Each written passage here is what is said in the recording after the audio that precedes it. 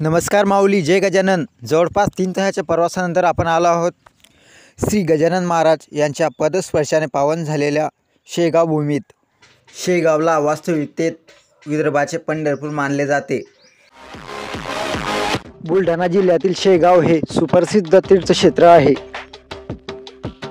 श्री क्षेत्र शेगाव हे ठिकाण विदर्भातील पंढरी म्हणून ओळखले जाते। महाराजांच्या समाधीस्थळी एक भव्य मंदिर उभारले आहे। महाराष्ट्रातील देवस्थान स्वच्छ राहू शकतात हे सिद्ध करणारी व्यवस्था म्हणजे संत गजानन महाराज संस्थान शेगाव। संस्थानचा आधारस्तंभ मंदिरातील सेवेकरी ते भाविकांना माऊली म्हणून हाक मारत असतात। मंदिराच्या मुख्य आग्नेयास महाराजांनी येथे दिनांक 8 सप्टेंबर 1910 रोजी समाधी घेतली आहे। तेथे आज संगमेश्वरी पादुका आहेत।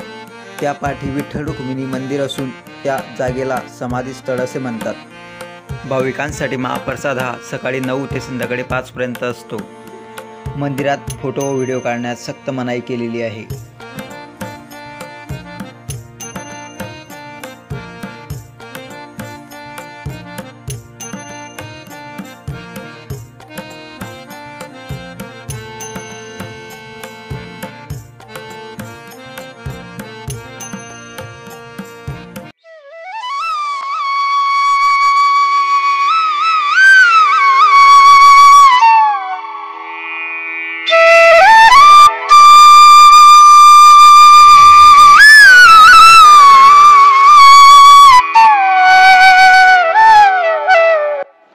येथील कचोरी हा खाद्यपदार्थ सुप्रसिद्ध आहे।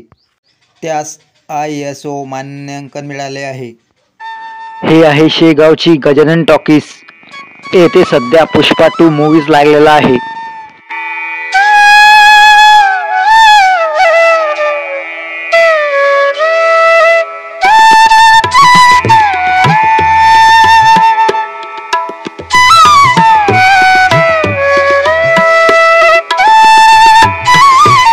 मंदिराचा परिसर अतिशय स्वच्छ व सुंदर आहे।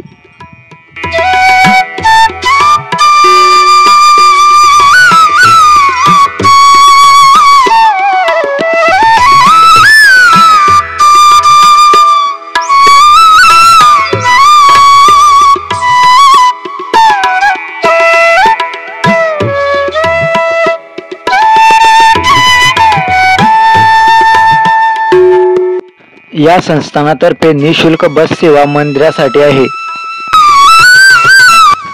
येथे अल्प दरामध्ये जेवणाची उत्तम व्यवस्था आहे।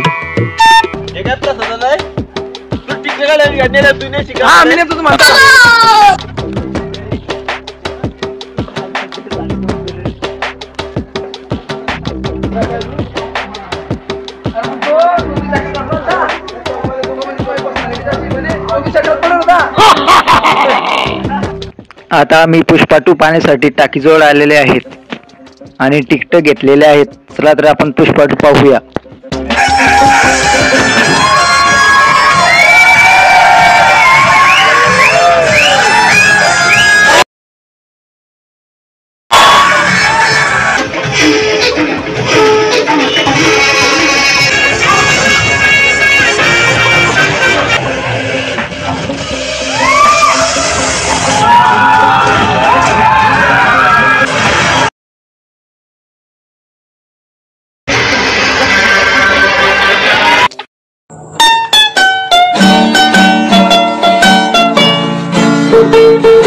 लेकिन ये साला कर क्या रहा है यहाँ पे?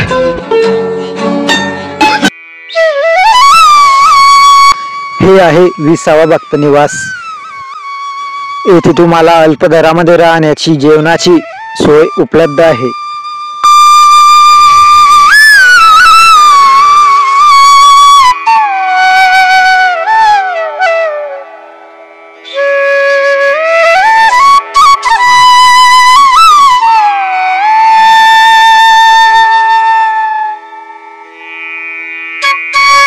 येथून आपण आता जाणार आहोत नांदुरा येथे जगप्रसिद्ध हनुमानाची 105 फूट उंच मूर्ती। नांदुरा शहरात 2000 साली या 105 फूट उंच हनुमान मूर्तीची स्थापना करण्यात आली। 2003मध्ये लिम्का बुक ऑफ वर्ल्ड रेकॉर्डमध्ये या उंच हनुमानाच्या मूर्तीची नोंद